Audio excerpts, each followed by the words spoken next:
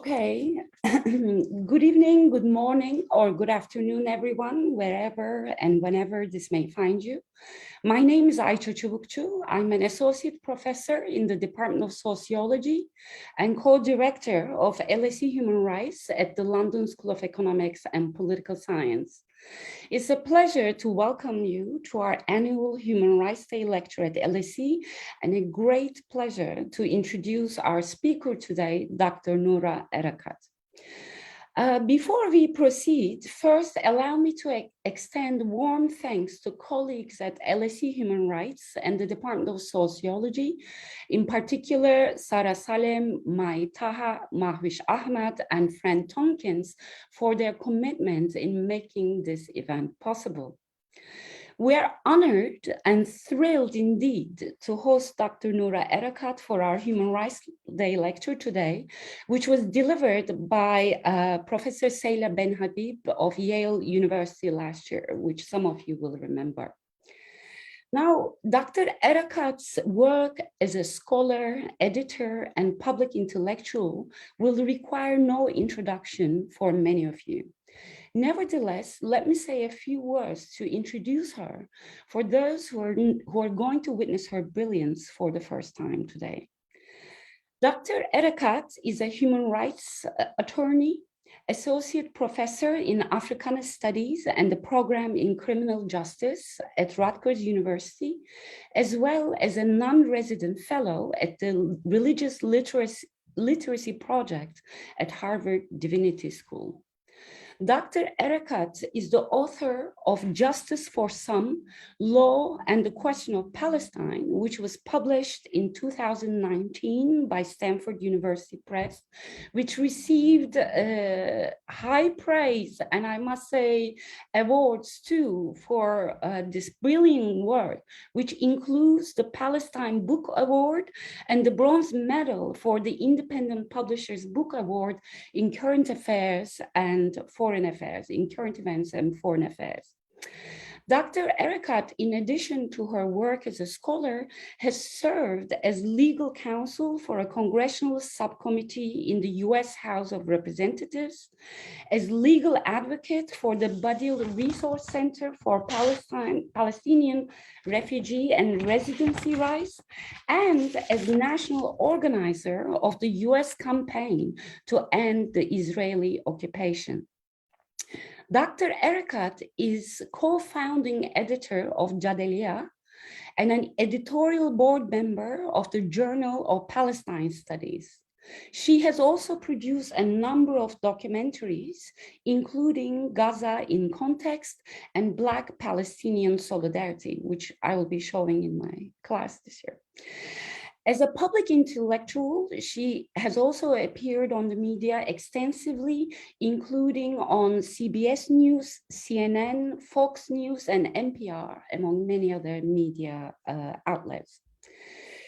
The title of Dr. Erakat's Human Rights Day lecture this year is Dismantling the Apartheid of Our Time, the Palestinian Liberation Movement as an Anti-Racist Struggle. Now, I would like to note that this event is being audio recorded and broadcasted live over social media. Barring technical difficulties, we will soon make the recording available as video and podcast. For Twitter users in the audience, the hashtag for today's event is whatever you would like, but we suggest LSE Human Rights Day. After Dr. Erakat's lecture, which will last for about 45 minutes, I will open up the floor to the audience towards what I hope will be an engaging collective discussion, which will last for another 45 minutes. Normally, we would then move towards a reception to honor Dr. Erakat, but given our new norms, that will have to wait for another year. And now, after much anticipation, please join me in welcoming Dr. Erakat to LSE, even if virtually, to deliver our annual Human Rights Day lecture of 2021. Thank you. Thank you, Dr. Ayça Çubukçu.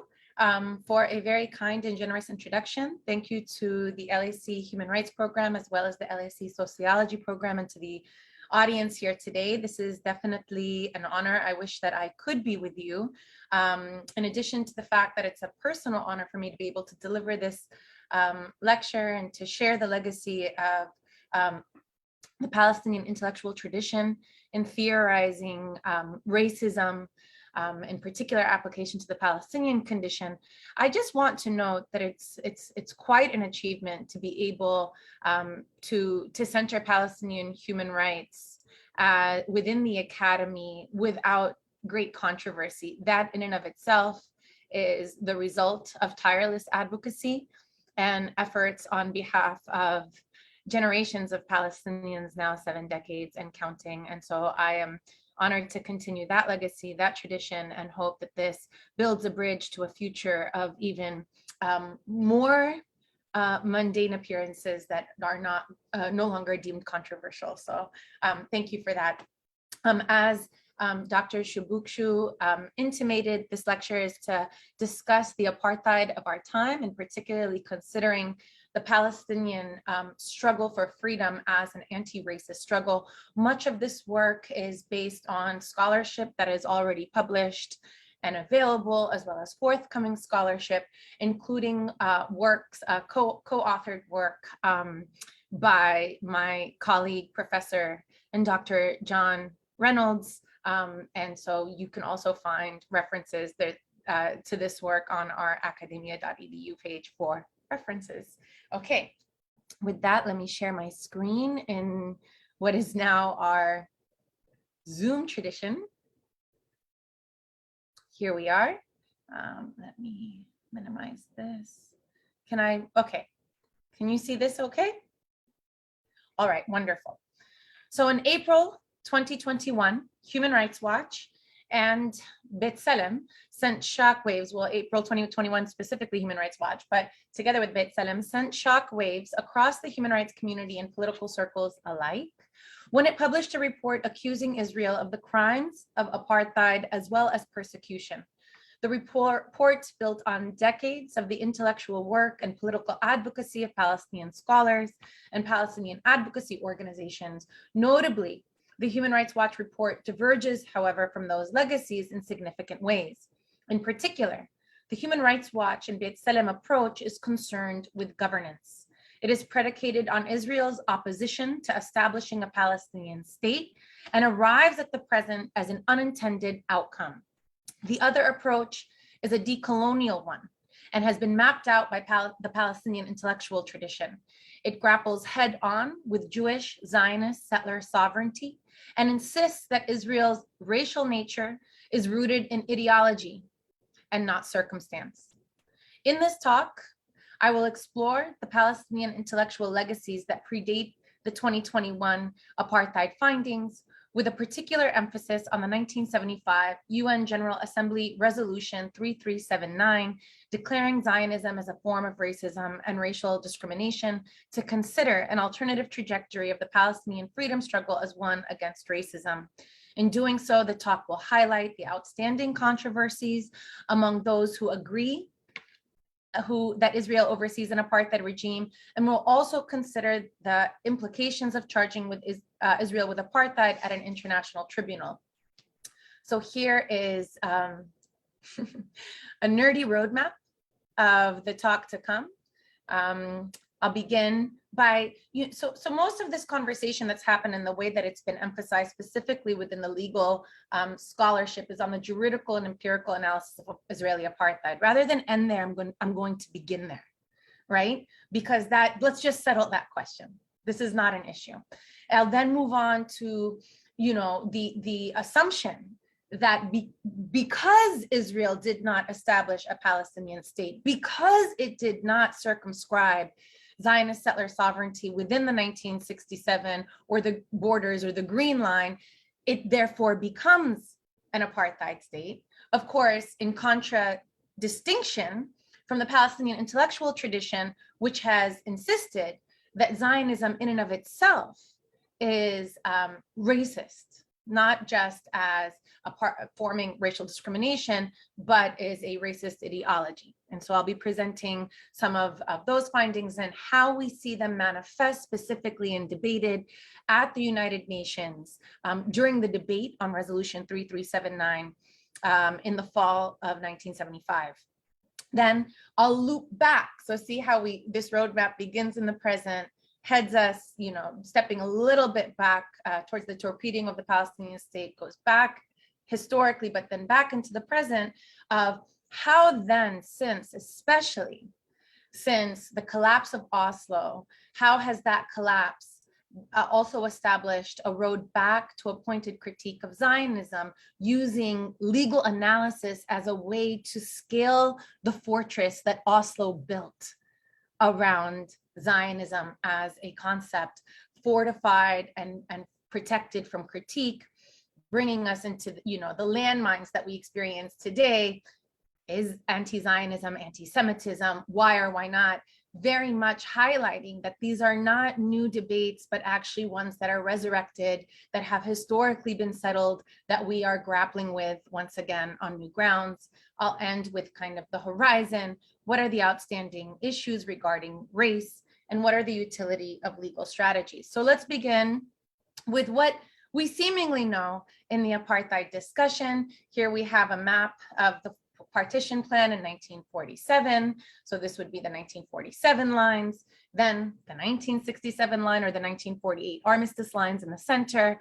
And then obviously the non-contiguous territories that are known as the Bantustans that today make up the West Bank, which not just Netanyahu but also Naftali Bennett have basically said that even in this discontiguous formation, there will never be a Palestinian state. But they will continue to pursue a policy of containment, and basically what we've seen laid out since the 1978 Middle East peace process between Israel and Egypt, consecrated in 1979, again resurrected in Oslo in the Declaration of Principles in 1993, of what will be Palestinian autonomy, or our reservations or Bantustans. Now, this is what we know geographically, because apartheid is not only legal, social, political, but it is geographic in that it establishes these spatial separations. But here I want to point you to the juridical. And this is what Badil, the Legal Resource Center for Refugee and Residency Rights, submitted to the Committee for the Elimination of All Forms of Racial Discrimination in 2012, where it went beyond merely the two legal systems of the military legal system in the West Bank and Gaza, and then the civil system within Israel. It went to the core of the matter to demonstrate that the bifurcation between Jewish nationality and Israeli citizenship throughout all of Israel and the Palestinian territories, the entire territory under Israel's singular jurisdiction from the Mediterranean Sea to the River Jordan, establishes a singular apartheid regime, tantamount to apartheid condemned under Article 3 of the Convention for the Elimination of Racial Discrimination. So to just walk you through this, what Badil asserted in 2012 is that the apartheid regime is predicated on this bifurcation of Jewish nationality and Israeli citizenship, because within Israel, there is no such thing as an Israeli national. The Law of Return of 1950 defines a Jewish national as someone born of a Jewish mother or has become converted to Judaism and is not a member of any other religion. The Law of Return extraterritorialized Jewish nationality and conferred exclusive rights to Jewish nationals to enter Israel, to obtain citizenship, to settle anywhere within Israel's jurisdiction, including the West Bank settlements.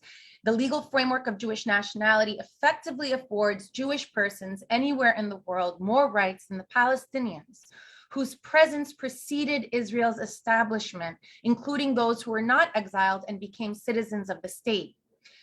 Subsequently, the Nationality Law of 1952, better understood as the citizenship law, because the law affords automatic citizenship to Jewish nationals while denying citizenship and residency rights to Palestinians who were driven out, repealed the Palestinian Citizenship Order of 1925 and resulted in the de facto denationalization of the entire Palestinian population. This rendered stateless the Palestinian refugees driven from their homes in the 1948 war, as well as those resident in the West Bank, including East Jerusalem and Gaza. The law of return, together with the nationality law, established a tiered order that distinguishes between Israel's population, who are both nationals and citizenship, from its Christian and Muslim Palestinian population, who are citizens only. This is within Israel. So that there you can see that in the center under citizenship, that even among, this is how Palestinians are divided, whereas there's a singular category of Jewish nationals who then expand their rights as citizens, but have all those rights afforded to them by virtue of their nationality. Again, in distinction from the Palestinians who are not citizens, not Palestinian citizens, and who do become citizens of Israel, are still denied many rights because they are never eligible for Jewish nationality. Then in distinction from those Palestinians in East Jerusalem, and those Palestinians in Gaza, and those Palestinians in the West Bank, and those Palestinians in exile. Adala, the Legal Center for Arab Minority Rights in Israel, maintains an ongoing database of laws and currently totaling 65 laws that prima facie discriminate Palestinians on the basis of national belonging. Israel's binary system enables the state to achieve its stated goal of maintaining a significant Jewish majority, even in the face of natural population growth. In particular, the bifurcation facilitates a policy of forced population transfer. The most blatant pillar of that policy is Israel's denial of Palestinian refugees, totaling some 5.7 million, the right to return to their homes and lands, which the state frames as an existential threat to the country.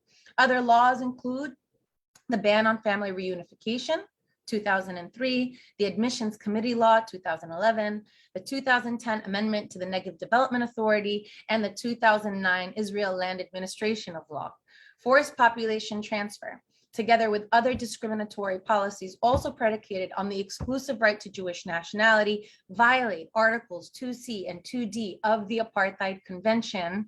This brings us to a very elaborate legal analysis of the violation of the Apartheid Convention. This chart is one piece of it. There have been multiple reports on this topic, including the hundreds-page report submitted to ESQA by Richard Falk and Virginia Tilley, including the Human Rights Watch report, including the multiple reports by the Palestinian advocacy organizations like Al-Haq, as well as what was submitted to the Russell Tribunal in the tribunal in South Africa, and so on and so forth.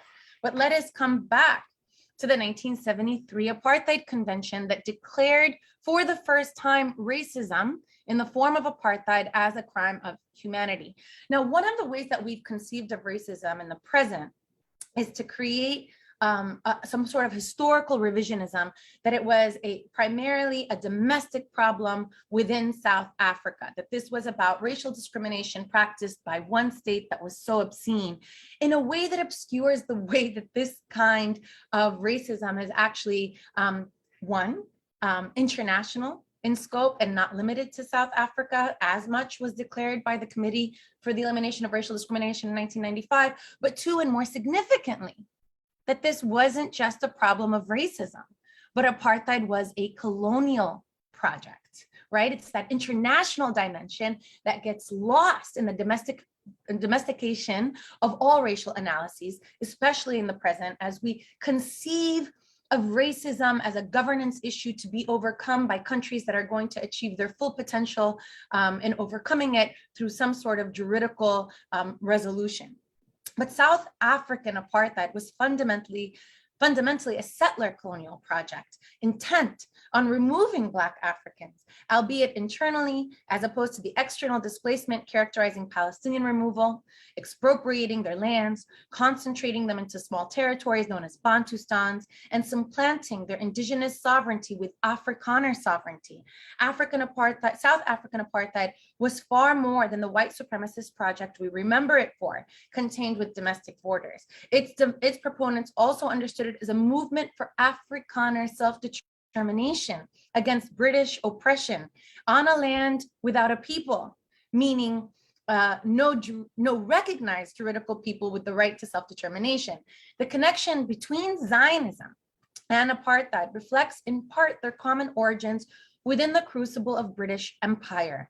Richard P. Stevens highlights that the group of politicians responsible for the successful adoption of the Balfour Declaration in 1917, designating Palestine as a site of Jewish settlement, namely Lord Balfour, Lord Milner, Joseph Chamberlain, General Jan Smuts, and Lord Selborne, were also central to the passage of the South African Act of Union in 1909. At the core of both initiatives was the advancement of Western imperial interests in the African continent, as well as the Middle East. European Zionist leaders like Chaim Weizmann and Theodor Herzl understood this well as they appealed to Turkish, British, and German leaders for the right to settle in Palestine, arguing that settlement in Palestine would, quote, form a portion of a rampart of Europe against Asia, an outpost of civilization as opposed to barbarism, end quote. Zionists continued to argue that Zionism is also a national project of Jewish self-determination, thus distinguishing it from any racist project. However, as articulated by Abdin Jabara very clearly in 1979, quote, there's only one conditional rule attached to the right of national liberation. No man or people may achieve national liberation at the expense of another people. Given this fact, any movement, including Zionism, which seeks to solve the national problem of one people at the expense of another, may not properly be called a movement for national liberation. While the international community slowly and belatedly moved to isolate the South African regime. And I have to emphasize here that overcoming South African apartheid was not, easy, kumbaya, but in fact was quite entrenched. The US's issuance of vetoes to protect a state, particularly to protect the apartheid regimes in South Africa and Southwest Africa, now known as Namibia, is only second to the issuance of its vetoes to protect Israel. But France, the UK also issued its votes to, not vetoes, but its votes to protect the South African apartheid regime, urging that the process be more civilized, that there not be such reactionary movements, and also oppose these grassroots movements to end the apartheid of that time, right? So it too was an entrenched battle.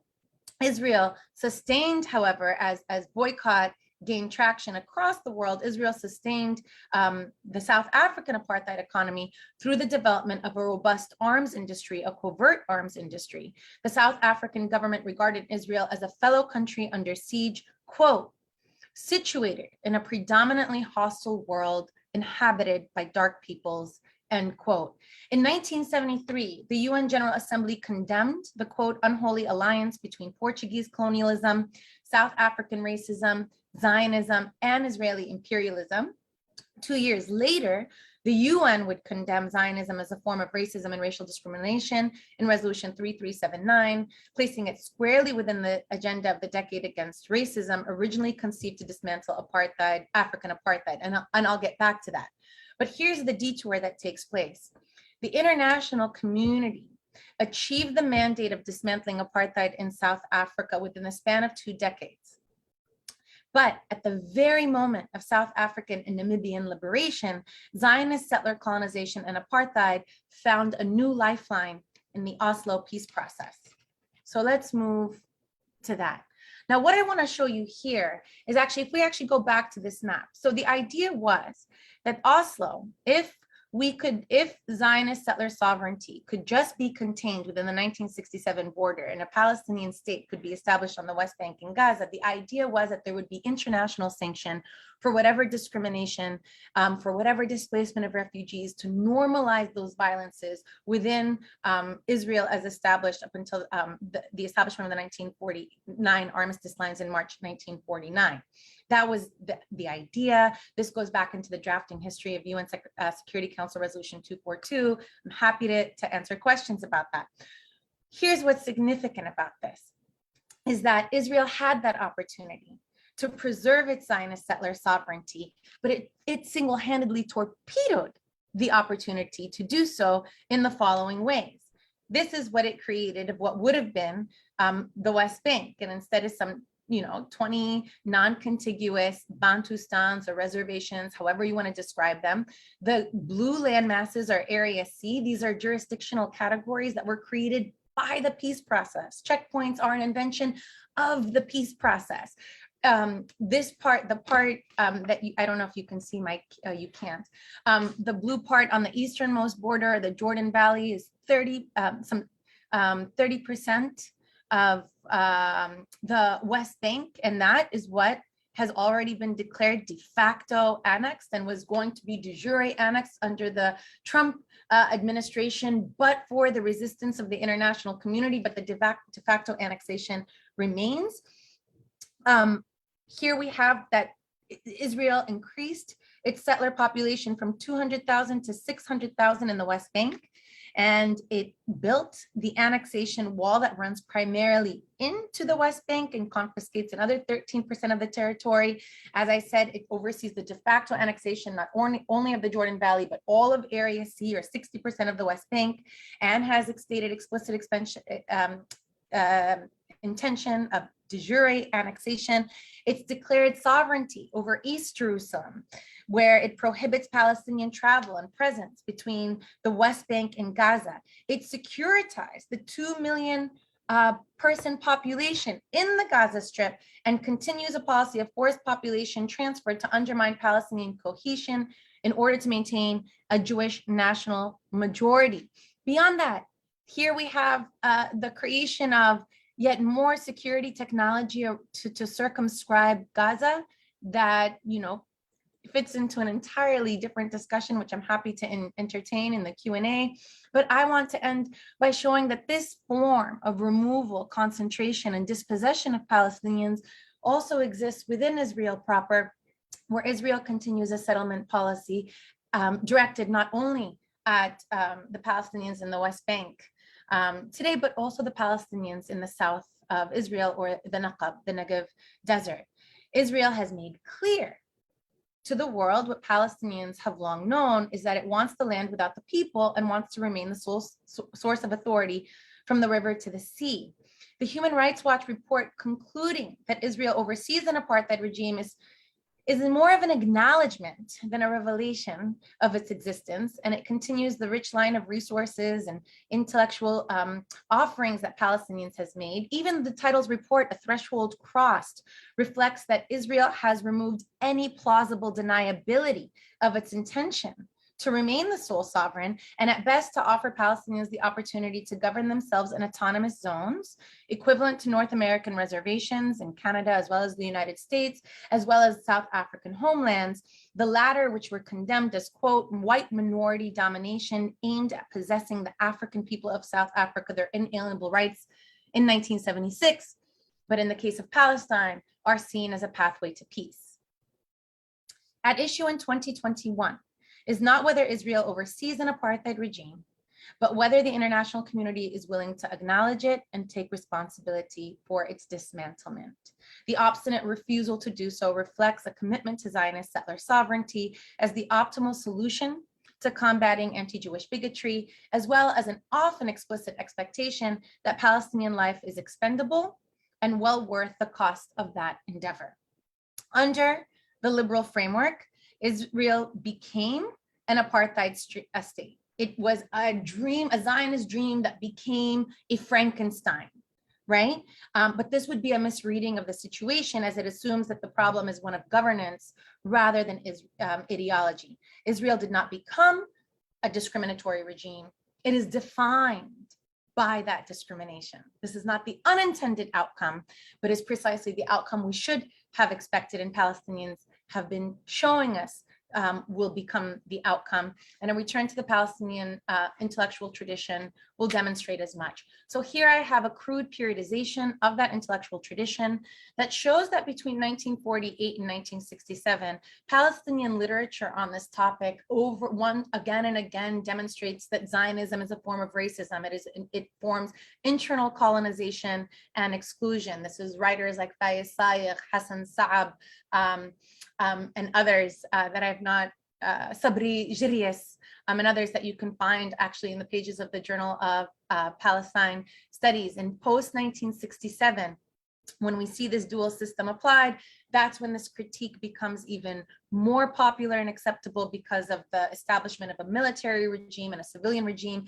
Since 1993, we clearly see the autonomous zones geographically in what analysts have increasingly called the Bantustanization of Palestinian territory, yet another period of articulating an apartheid framework. And from 2000 to the present, we have seen a walk back to a critique of Zionism to scale the Oslo fortress in the ashes of Oslo, which I argue have de facto collapsed since 2001. And yet the farce of it continues. We'll discuss that. So this tradition is quite rich. What I want to do is just walk us through that first period, right? Because it's what lays the groundwork for all the decades to come. And it's in fact what lays the groundwork for the debate at the United Nations in 1975. So let me go back now to the drafting history of 3379. That resolution was introduced in the Third Committee at the 29th General Assembly. The Third Committee is responsible for social, humanitarian, and cultural issues and was continuing its work, its decade for action to confront racism and racial discrimination, what I'll describe as the decade against racism. African states initiated the decade in 1972 to target apartheid in South Africa. Participating states, however, said that the mandate should be expanded to target racism, apartheid, racial discrimination, and the liberation of all peoples under colonial domination and alien subjugation. It's in this context, in October 1975, that Somalia, on behalf of a coalition of states, introduced an amendment to the Decade Against Racism. Resolution 2157, introduced in the Third Committee, proposed that the word Zionism be inserted into the Decade Against Racism wherever apartheid, colonialism, and racial discrimination appeared. 2 weeks later, Somalia withdrew the amendment only to submit a more robust amendment, Resolution 2159, that not only moved to insert Zionism into the same places, but now was backed by all of the regional conferences throughout the summer of 1975, convened at the International Women's Conference in Mexico, at the Organization of Islamic Conference in Jeddah, at the Organization of African Unity in Kampala, at the Non-Aligned Movement convening in Lima, Peru, where each of these four regional international and regional conferences concluded that Zionism was a form of racism and racial discrimination. So this was clearly a movement across the globe that then permeated to the top at the UN. What we find in the Third Committee documents, and so this is also in a forthcoming work that I have in a volume that is being co-edited by Lana Tautour and Ronit Lenton. I look at the Third Committee documents as well as the General Assembly plenary debates of how this was discussed. And I find that there are at least three ways that members of the United Nations theorized Zionism or created a racial theory of Zionism in this time. The strands are anti-imperialist, domestic discrimination, which is the one we're most familiar with today, and supremacist ideology. So just to say that anti-imperialism was the most fervent in 1975. Domestic discrimination is the one we tend to associate with racism today. And Zionism as supremacist ideology is as controversial today as it was then. And that's what we'll look at. So as to the first, the self-identified third world considered the denial of Arab Palestinian sovereignty like its denial amongst all colonized people a racial matter. The League of Nations mandate system established after the First World War had predicated eligibility for sovereignty on proximity to European models of government and society. And this is laid out quite brilliantly, but in the work of Anthony Enke and others of the third world approaches to international law. In observation of the subjugation of colonized people throughout the 1930s, including the League's role in sustaining it, Black Anglophone revolutionary scholars theorized that colonialism represented a dual structure of enslavement and international racial hierarchy. W.E.B. Du Bois explained that this racial capitalist structure was subjected colonized peoples to conditions of unfreedom for, quote, the benefit of the white people of the world, end quote. In 1960, in its capacity as an automatic majority at the UN, the non-aligned bloc successfully condemned colonialism as an illegitimate system of governance and established that self-determination was tantamount to national liberation. Third world nations and nation states also considered Israel's establishment as an imperial imposition that effectively divided the African and Asian continents from one another without their participation, buy-in, or acquiescence. This analysis crystallized further as Israel aligned itself with other imperial powers, particularly South Africa, but also Portugal and the United States during this time. So this anti-imperialist thread, and colonialism as racism, is the one that animates the third world the most and creates cohesion amongst them. But another widely accepted critique of Zionism is that it's a form of racial discrimination. And here, and this becomes the one that's most accepted today and reflected in the Human Rights Watch report, for example, which is that regardless of intent, that the outcome is that Israel distinguishes between its Jewish Israelis and all others, particularly Palestinians, and that this kind of racism features across all societies, and it can be dismantled through juridical strategies. This, of course, fails to consider the colonial nature of Zionism and what animates it and what undergirds this racial discrimination, not only as an outcome, but as something that's just and righteous, as argued by political Zionists.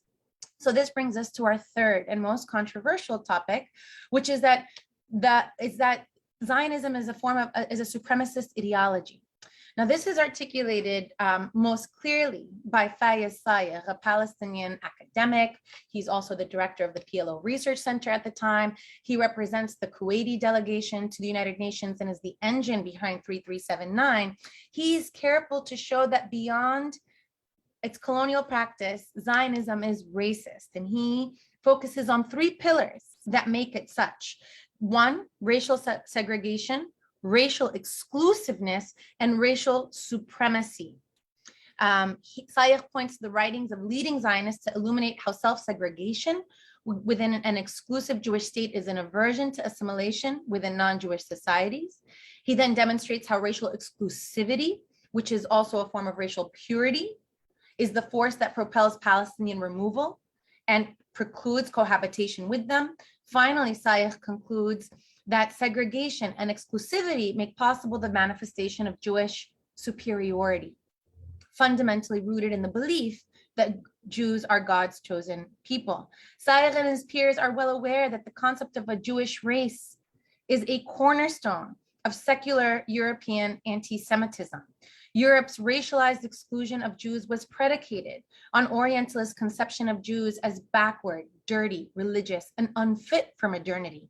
It is precisely what led to Nazi insistence, among others, that Jews cannot be integrated into national society, thus rendering them ineligible for whiteness and exogenous by definition. As Edward Said would later put it, quote, the militant concept of a Jewish race derived itself not simply from the age-old persecution of Jews in Christian Europe, but from the racial topologies of Gobineau, Stuart Chamberlain, and Renan. In a companion pamphlet at this time, in 1965, Palestinian scholar Hassan Saab critiques Eastern European Zionists for seeking the revival of a Jewish nation rather than defense of the rights of individual Jews. In response to anti-Semitism, he dismisses Zionist concept of a Jewish race as a myth, on par with the concept of a German race. He highlights how racial consciousness led both ideologies to believe in, quote, a special historic destiny. And although quote, the deadly struggle between Zionism and Nazism should have made such similarities unthinkable, anti-Semitism, Zionism, and Nazism were various forms of nationalism and racism nurtured in a similar geography and in the same intellectual climate. Hence, and ironically, Saab highlights that both anti-Semites and Zionists believe that Jewish integration is an impossibility and Jews must have a state of their own. In the Third Committee and later in the General Assembly, it is this uncomfortable and disturbing connection that made claim that Zionism is racism so controversial. Even among the resolution's most fervent proponents, support for it reflected a belief that Zionism is a bedfellow of imperialism or that Palestinians endured discrimination at the hands of Israel, but the flashpoint remained whether Zionism was indeed a form of racism. The US ambassador to the United Nations, Patrick Moynihan, at the time summed up this dissonance very angrily when he said to the plenary, whatever Zionism may be, it is not and cannot be a form of racism. He then cited the Oxford Dictionary and the Webster's third New International Dictionary to define racism as a biological distinction that stratifies humanity and affords a particular group superior status with the right to dominate others. He goes on to show that Zionism is a strictly political movement born in the late 19th century in the context of the upsurge of national, which gives birth to the Jewish national liberation movements, whose members are defined by belief rather than by birth. Zionist Moynihan explains are Jews, self-defined as anyone born to a Jewish mother, and he continues that this is an absolutely crucial fact, anyone who converted to Judaism. Moynihan's emphasis on Jewish conversion is meant to show that unlike other categories enumerated in the International Convention for the Elimination of Racial Discrimination, Jewish identity is not a biological category. He goes on to highlight the racial stocks, Middle Eastern and Black Jews, to demonstrate that Israel is actually racially diverse, so that there cannot be a single Jewish race to speak of.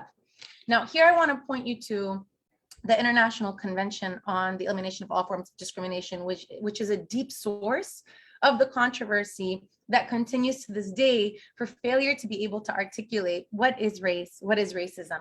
The convention doesn't define race or racism, but does define racial discrimination.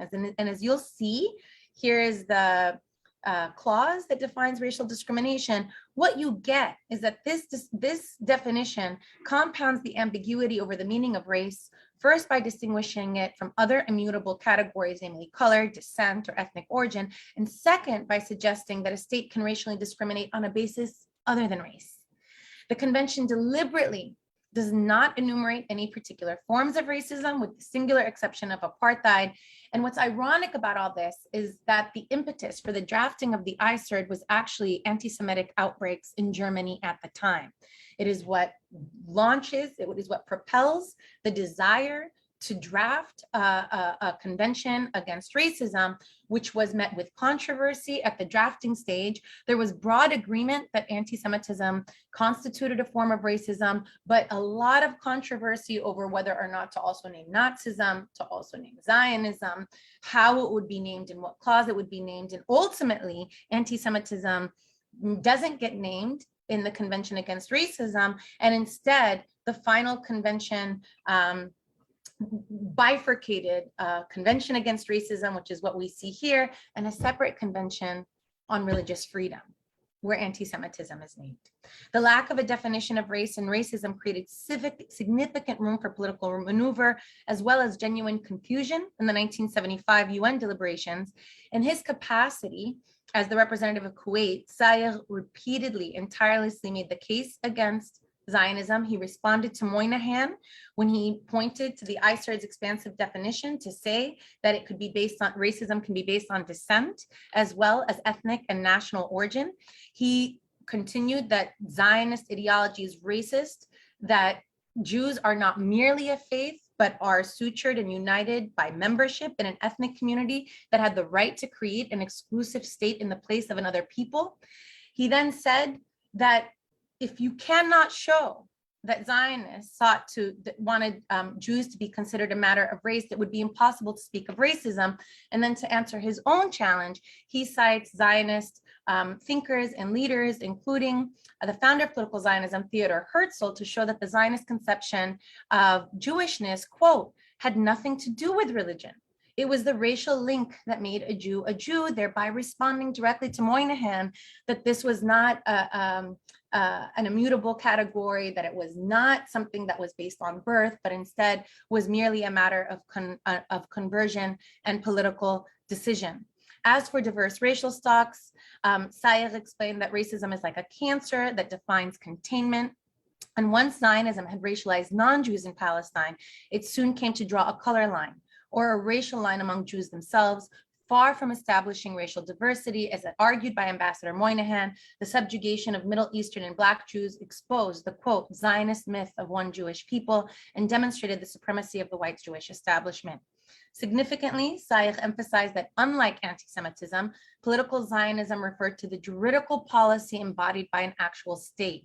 Indeed, while all states practice racism, Israel was among a minority that defined itself upon that basis. And here is a primary distinction, and one that I'm sure will come up in Q&A by those who want to say, but all states are racist. The United States is racist. Brazil is racist.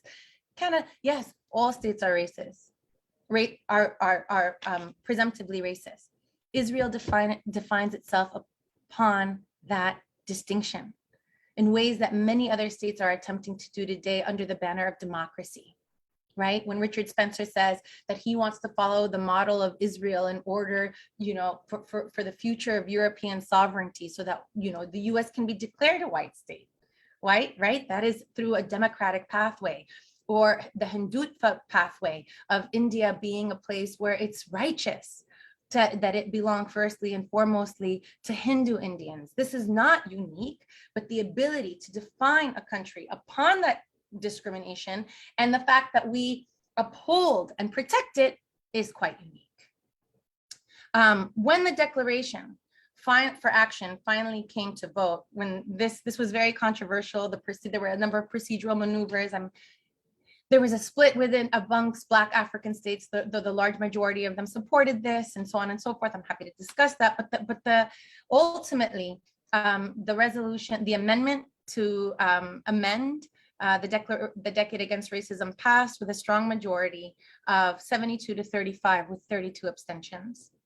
The PLO would rescind the resolution in 1991 as a precondition for entering into the Oslo peace process.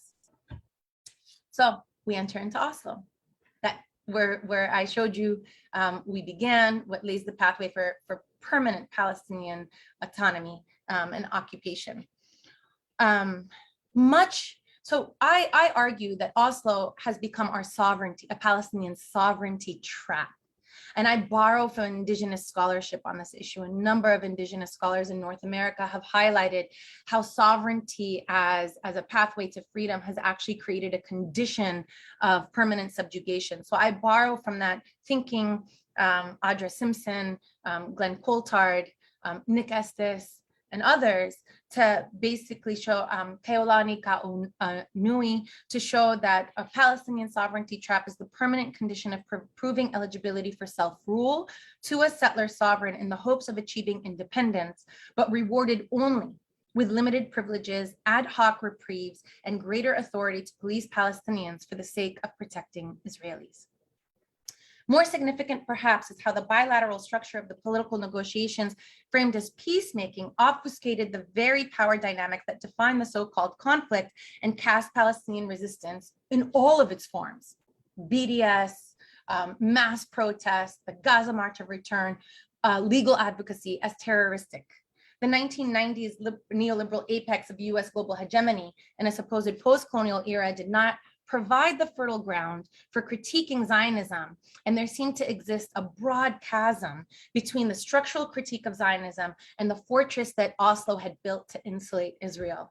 The road back to the gates of this fortress have been laid by meticulous analysis of laws, policies, jurisprudence, decrees, maps, municipal plans, water distribution inequities, urban planning documents, statistics of mortality, social death, as well as charting the rights that flow from distinct juridical statuses like nationality and citizenship, as shown at the beginning of this presentation and submitted by the Badil Legal Resource Center. Incredible and efficacious as these interventions have been, they've lacked the ability to breach the fortress walls and to grapple with Zionist ideology and not merely Israeli state governance.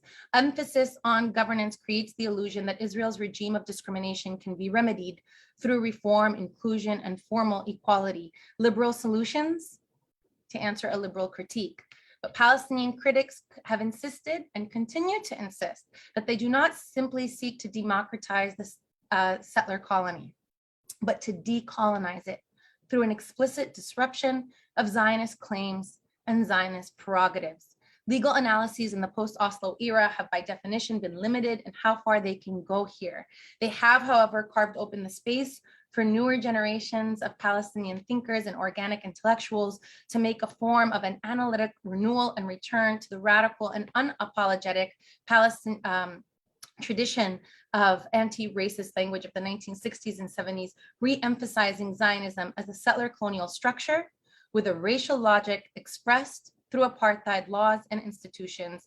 These analyses have centered settler colonialism as a structure and indigenous resurgence as a site of study and a mode of resistance. So this would be obviously another book and certainly an entirely other lecture. I just want to show that I've mapped out what I term between the two intifadas, the collapse of the Oslo process, which I claim collapsed at the collapse of the Camp David talks in 2000, and then the siege of Yasser Arafat and the Al-Aqsa Intifada, or what's known as the Al-Aqsa Intifada, the second Palestinian Intifada that lasted to 2005.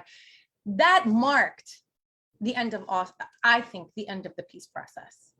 Everything since then has been a farcical attempt to keep it up on stilts, which has basically offered Israel a liberal veneer in order to continue its settler colonial expansion and entrenchment. But notice that what happens in between is the steady and incremental scaffolding that leads us to the present, specifically the Intifada of Unity, which we see the apex of in May 2021, beginning at the flashpoint of Sheikh Jarrah, but spreading throughout all Palestinian geographies in the region, as well as in the diaspora.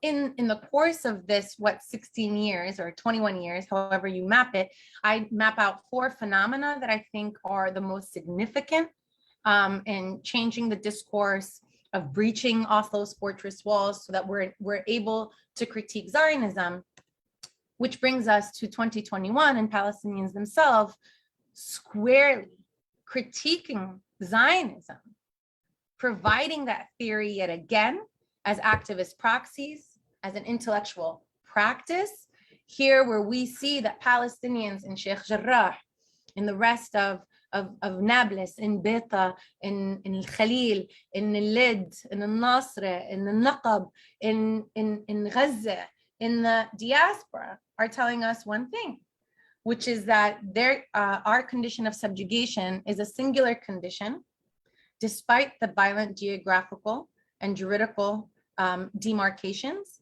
and that this is a matter of overcoming Zionism rather than overcoming what become this disaggregated conflicts meant to mute and permanently subjugate Palestinians. And as Palestinians say, or as the manifesto says, long live a united Palestine, long live the Intifada of Unity. Which brings us now to the close of my talk. And just a couple of points here. I'm going to stop share. Can I stop share? How does one stop share?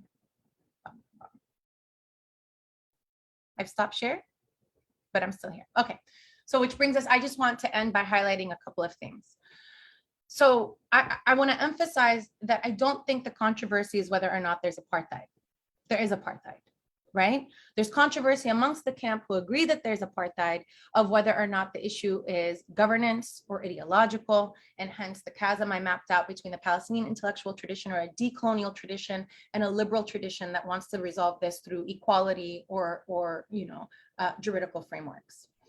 There is another issue, which is what are we doing with the race question? The race question remains quite open and controversial, very unresolved. Just pointing to the Beit Salem report that was released in 2021. Beit Salem, the Israeli human rights organization that also concluded that Israel oversees an apartheid regime for the sake of Jewish supremacy, was clear to distinguish that it wasn't racist. It said in its report that Israel, that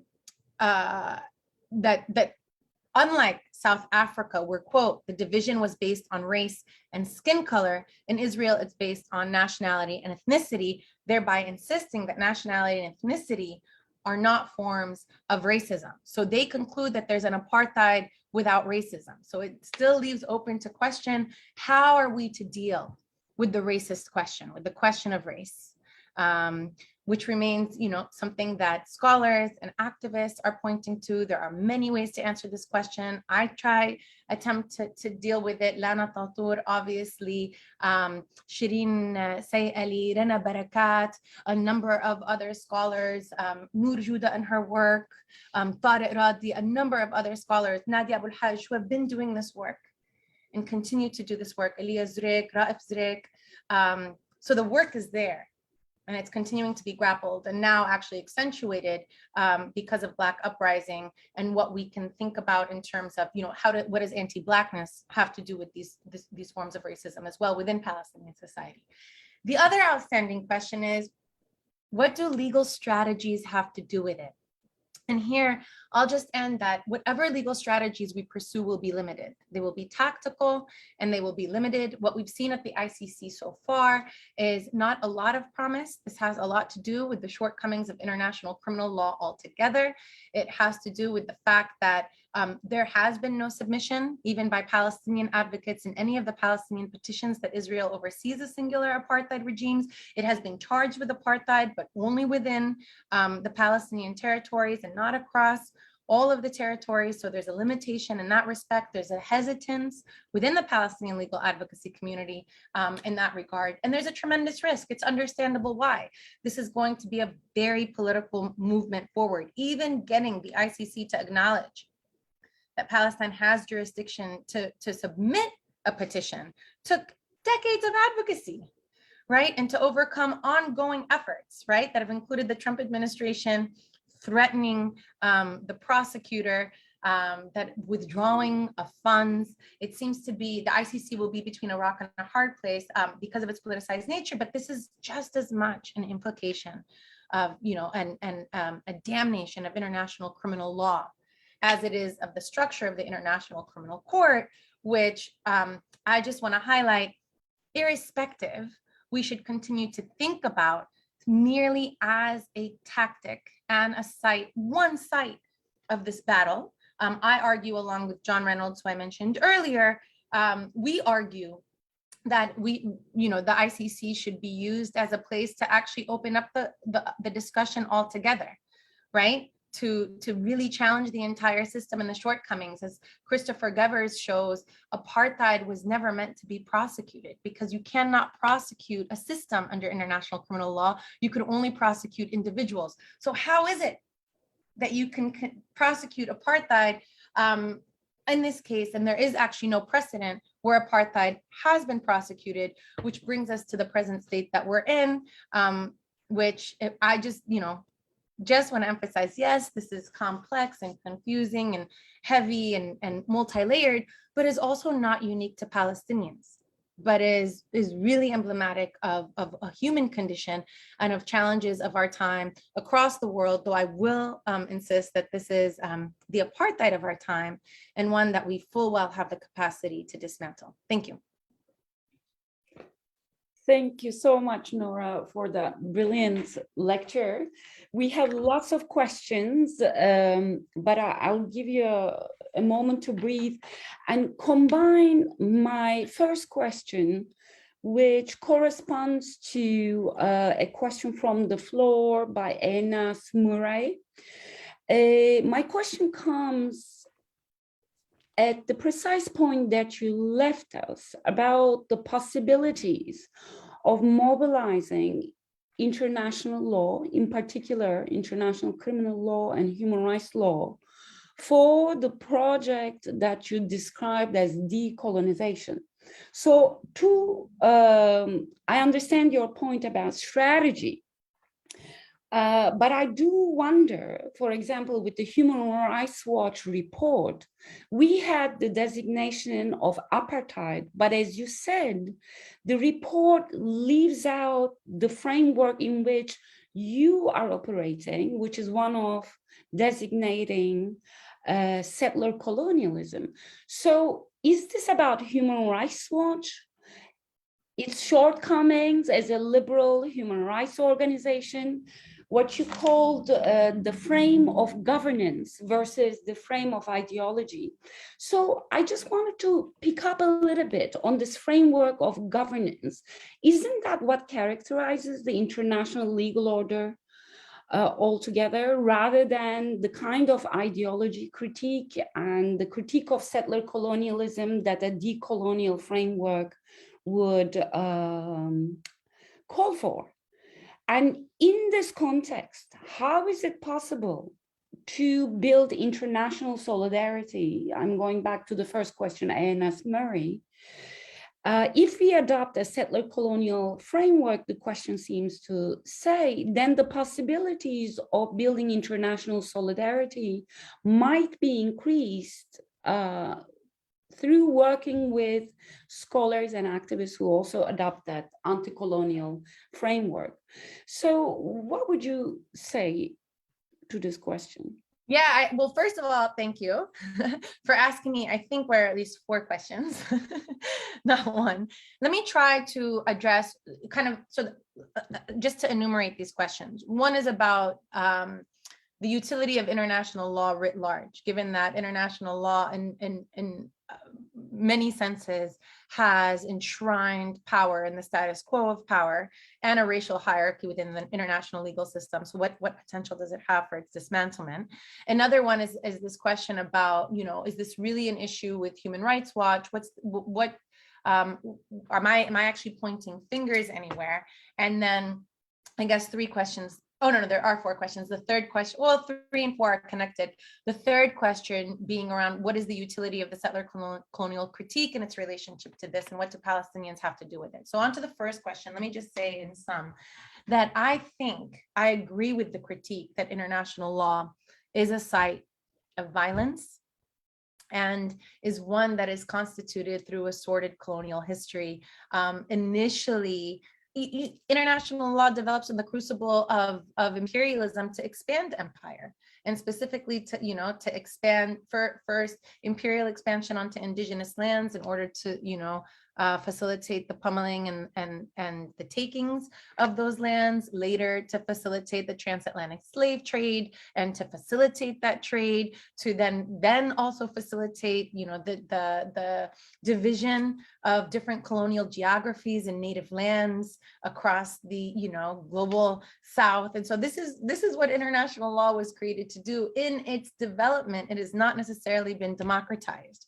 We see that both is in its structure, the structure which maintains power very explicitly, I think, and most vividly in the UN Security Council, in the concentration of, you know, some sort of coercive authority with amongst the 5 UN veto holding members in the Security Council, the permanent members, but also in some sort of content that we can see, looking very, you know, I'm thinking about the Rome Statute as it's been, you know, taken apart by scholars like Kamari Maxine Clark, who shows us that even in the Rome Statute, the crimes, the core crimes that can be prosecuted are all crimes that would absolve colonial powers and slave economies from any kind of accountability through temporal jurisdiction, and otherwise, right? But also I want to say that in content has changed over time, as we've seen,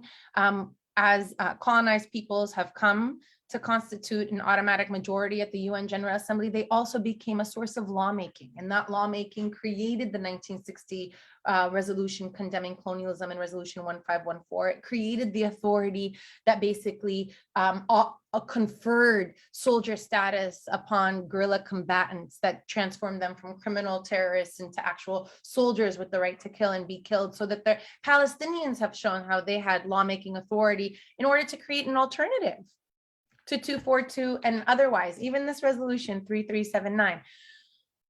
All of that to say is that while I, you know, acknowledge this, you know, the cynical underside of law, I also believe that it's in some cases inescapable, much like economy, you know, all asymmetries that govern our lives, the economy, right? Asymmetries in military power, asymmetries in political power, that these asymmetries are real and yet we engage with them, we grapple with them. The idea is, how do we turn our adversaries' strengths into weaknesses and our weaknesses into strengths in the process? And more importantly, how not to have faith in any of the tactics that we use, because the only faith that we can have is actually in people's movements. It's actually in the movement work that even gives shape to the laws and its potential.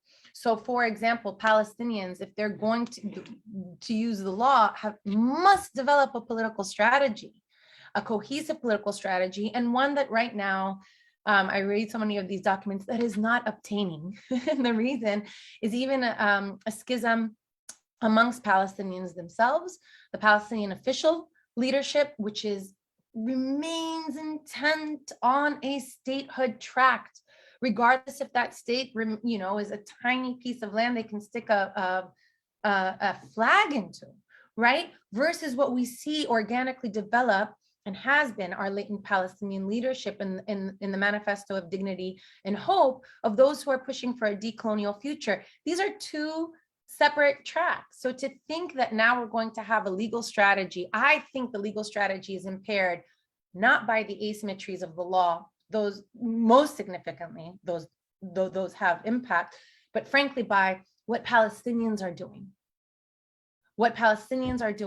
and how they can reshape the law for its own purposes. And we see this controversy very clearly in the submission to the ICC, where there is no agreement, even on the parameters of apartheid. So the two other questions really quickly are governance and ideology. This is not a problem of Human Rights Watch. I'm not pointing, I think what Human Rights Watch was quite significant. In fact, they make a complete 180, because in 2001, Human Rights Watch actually condemned the Palestinian grassroots movement and its allies when it attended the World Conference Against Racism in Durban, South Africa, and thought that the naming of Zionism as racism was quite, as apartheid, or Israel as apartheid, was quite abhorrent.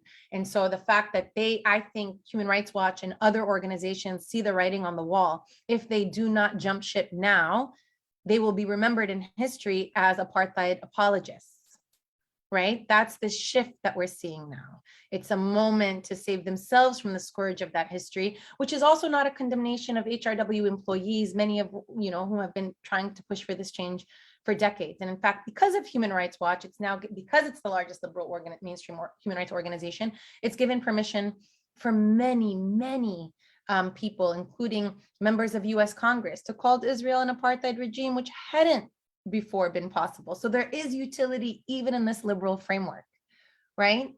It's just how we use it.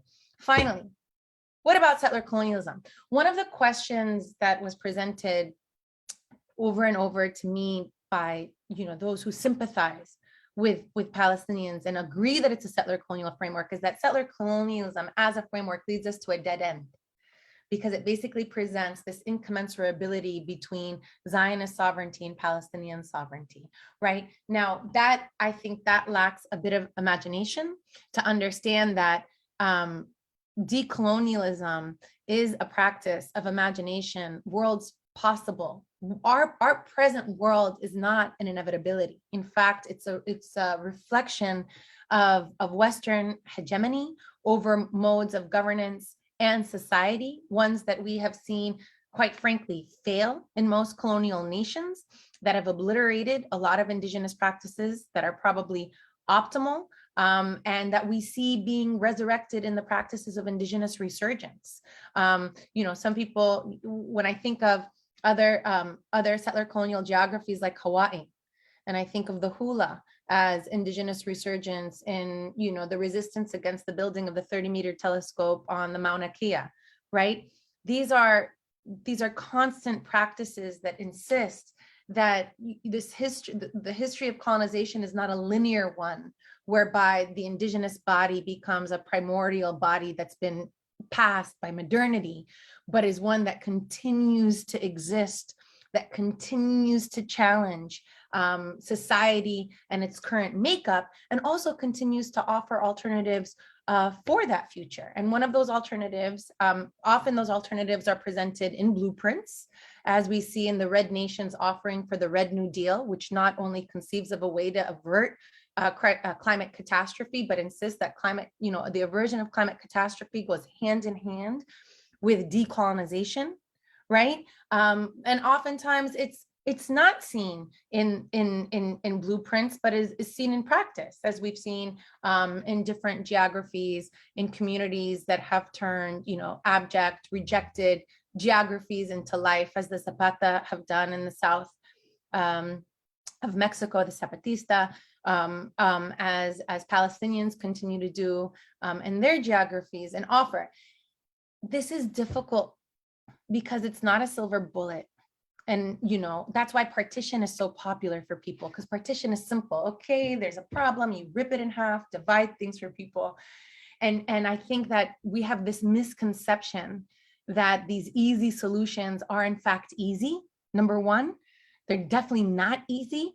But number two, more significant than that, they're not smart. They don't work. They're not viable. So it's precisely in the complexity that we have to grapple, and in the work of decolonial imaginations, the mapping projects that Palestinians have done. Zukhrut and Badil have done that work.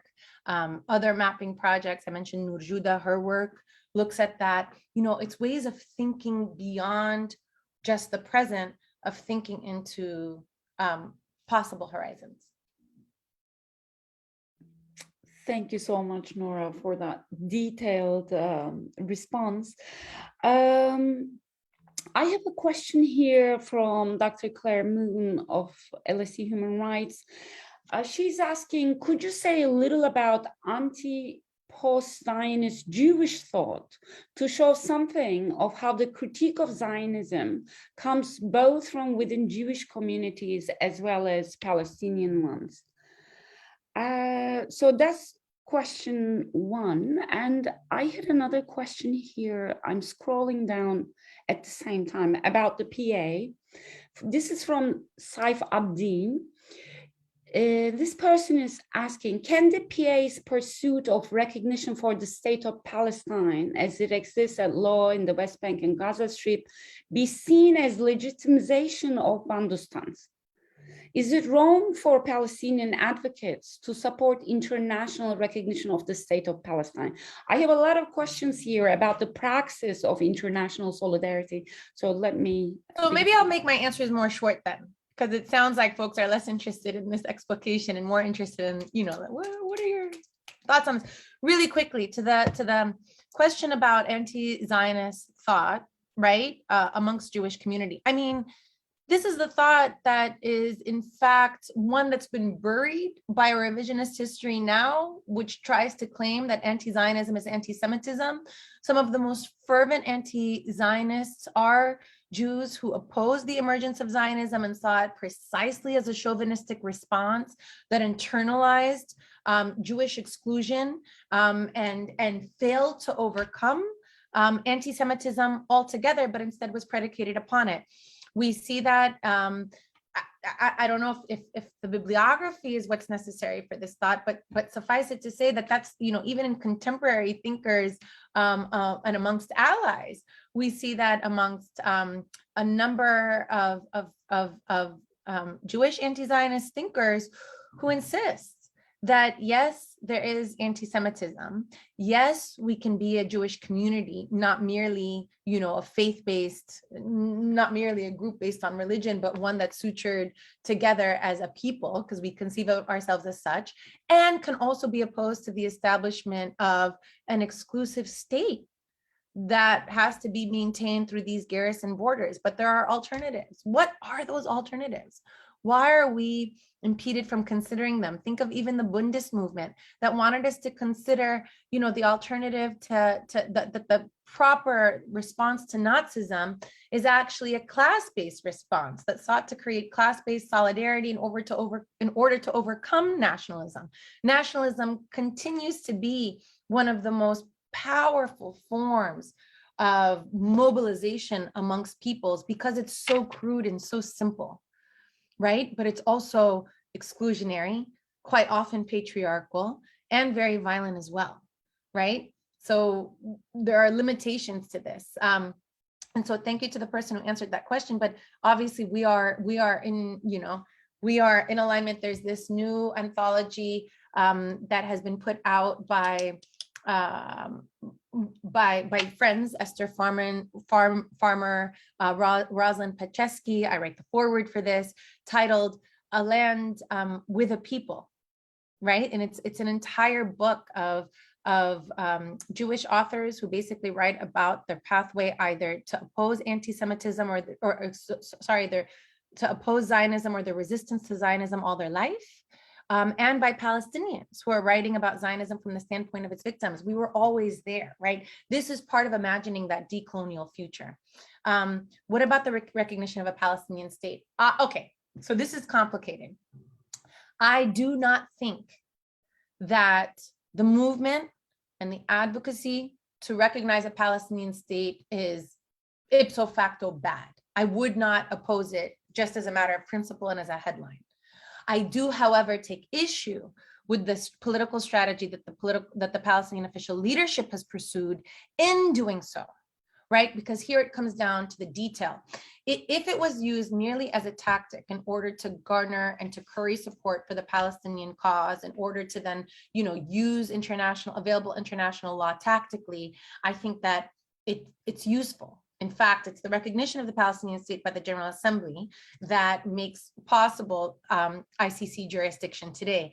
At the same time, the Palestinian official leadership refused to push this within the Security Council in order to demonstrate that the US opposed Palestinian state membership at all costs, which would have created a controversy, right? It's that lack of willingness for confrontation. It's a lack of willingness to engage in a politics of resistance as opposed to a politics of acquiescence that, for me, creates the problem. So I don't see a problem in the recognition of the Palestinian state, but I do see a problem in this leadership. This leadership has proved itself, frankly, illegitimate. It doesn't have the support of its people, certainly not in the aftermath of the murder of journalist Nasser Bannat, without any accountability, certainly not without an accountable electoral process, even if it's not a voting process, some other form of recognition to demonstrate support, certainly not when it's beholden to external forces for its revenue streams, and therefore becomes more accountable to other states than it is to its own people, certainly not when it's not pursuing a politics of resistance, certainly not when it's not endorsed BDS even after 16 years, certainly not when it's taking the phones, its security forces are taking the phones of its Palestinian women who are protesting in the streets to release texts and photos in order to shame them so that they no longer participate politically. So it has no legitimacy to pursue a program of liberation, which we are in dire need of. So it's less about the theoretical question of whether or not we should pursue the state, and more about the question, who are we entrusting to pursue that program? Thank you very much, Noura. We have a question here from one of our students, a master's students in political sociology, Evan Forrest. This person is asking, do you see a shift in the mainstream understanding of Zionism in discourse around the 1970s, going from anti-imperialism to domestic discrimination as being in conjunction with the changing character of the Palestinian movement, or are there other factors? Why did this change happen, in other words, from anti-imperialism to discrimination? What a great question. Thank you so much for that. So the short answer is that racism, anti-imperialism, even as a framework, has seemed to become a bit anachronistic in the present. We don't see imperialism in the way that it was vividly on display in the 1970s, manifested in explicit Western hegemony and domination, right? At that point, there are national armed liberation movements who are fighting to end colonial domination and who see the establishment of self-determination in the form of national independence as the predicate element in order to then launch a broader and more ambitious project against Western imperialism. I would recommend Edom Getachu's work on the rise and fall of self-determination in this regard. This is basically a dream interrupted and unrealized. But imperialism is alive and well. And we see it, I think, manifest locally I think that that would be the place that we should search for it, to identify it, to understand it. So one side of it is to think about the militarization of law enforcement, right? How is it that US police have become increasingly adapted to either military equipment or military tactics in the policing of local populations that are suited for enemy populations, right? So what does that tell us about state violence? What does that tell us about the circulation of carceral and military technologies? What does that tell us about the racialization of domestic populations that subjects them to, as external populations, and even lends itself to a colonial framework, right? And so but that is lost. That is lost in a world where the U.S. has risen as in a unipolar world as the most powerful military and economic force in the world, though not for long. All empires fall and will fade. And so what then? But what is so that's one piece of it. The fact that it's not as vivid. The other piece of it, however, this idea, what about this domestication? The domestication was also always on the table. The threat of racism as being, as being seen as an international issue, and the desire to domesticate it was immediate upon even the birthing of the Apartheid Convention, which did not, the internationalization, even recognizing white supremacy as an international concept, right, is one that gets buried in the domesticated framework. So now it's not a problem of global white supremacy, but it becomes a problem of these different regimes. And so I think that these projects have happened in tandem in a way that obscures how racism is actually inflected in international law and inflected in international governance as well. It's the way that we've seen it, right, and we've taken issue with it in present, I think is a result of both movement work, tremendous movement work, right? We see that movement work in transnational solidarity, Black Palestine transnational solidarity, Palestinian Indigenous transnational solidarity, certainly Black uprising in general has created for us and put before us, the mandate to continue to grapple with racism, right? Even after its de jure dismantlement. So that's one piece. But the other piece is, frankly, the failure of the liberal approach to democratization, right? These liberal approaches, the idea that the liberal solutions like Palestinian state would somehow contain Zionist supremacy, or the idea that equal voting and democratic rights in the United States would answer, the anti-Black, and address anti-Blackness in the United States. I think it's the limitations of those programs that have shown themselves to be wholly and completely inadequate. People tried them. They prevailed. The liberal approaches prevailed. And we've seen the limits of those liberal approaches. I think we saw it the most vividly in 2014, when, during the tenure of a Black president in the United States, we see the occupation of Ferguson, right, and the containment of mass protests using military tactics, curfew, tanks, checkpoints in Ferguson. And at the same time that the Palestinian state, the apex of it is basically the circumscription of Gaza through electric militarized borders where they just become policed and contained better. So it's both the response, the resistance to it, but also the limits of this liberal approach that have shown themselves to be futile. They don't work. They don't work. And so now we're at a place where we, I think, have to grapple with racism, racism as a colonial structure, at least as a co-constitutive structure of colonialism that continues to shape our lives. Thank you, Noura. I think we have time for one more question. You could use this question as a board, I suppose. It's quite suggestive and broad. Sarah Ruler from University of Saigon, Germany asks, why do you think is that the international community often blocks out Palestinians as a people and as civilians, and only focuses on Hamas as a terrorist group versus the state of Israel. Why is that the case? I mean, this is multifaceted, right? And I don't want to take it lightly. It's actually quite serious. I think the one answer, and one very honest answer, is that Israeli advocacy is very effective. They organize better. They lobby more. They don't control anything. None of these anti-Semitic conspiracies, okay? They just, I even through my anecdotal experience as an advocate, right? They just out-organize they see it as a more important, role.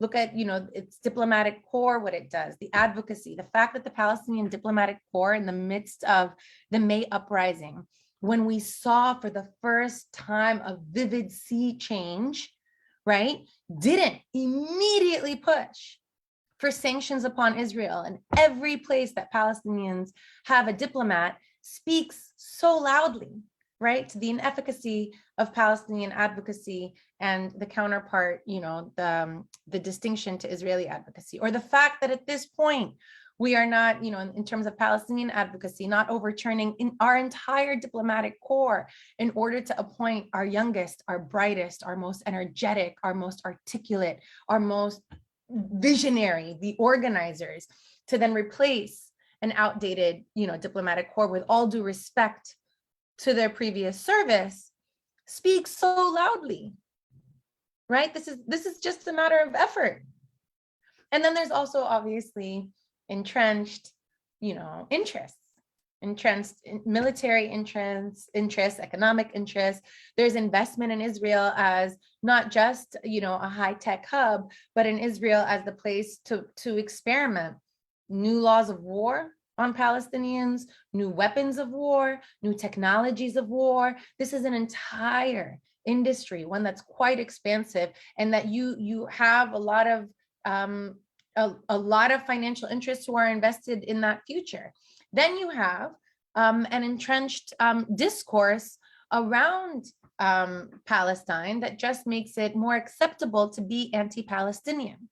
We are in an era where you could say, somebody, if we were in an audience, can, throw things at me and call me a terrorist and accuse my, my biological body of being, a way to procreate more terrorists. I mean, gendered, racial violence, what have you, right? No one would be held to account.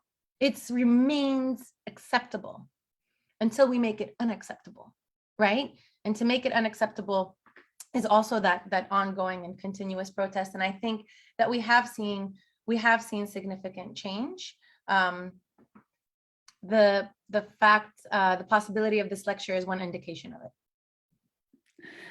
Thank you, Noura. Thank you for a brilliant talk, for your courage, for speaking truth, and for overall brilliance and commitment to the Palestinian Liberation Movement. So with that, I end the broadcast here, and you'll find the link on YouTube soon. Thank you very much to the audience members. Thank you to everyone who raised a question, and thank you, Noura. Bye-bye. Thank you for having me.